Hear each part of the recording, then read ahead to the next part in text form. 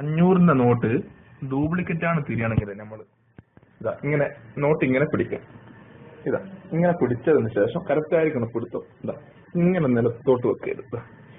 ഇങ്ങനെ നിലത്തോട്ട് വെച്ചിട്ട് ഇത് ചെറുതായിട്ട് ഒരു 8 മടക്ക് മാസം 2 3 4 5 6 7 8 ഒന്നും കൂടി പോയാലും മതി, പ്രശ്നമൊന്നുമില്ല.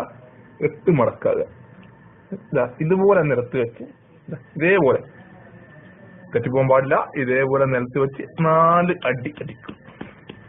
അതിനുശേഷം ഈ നോട്ട് നമ്മൾ മെല്ലെ തുറന്നു നോക്കുക.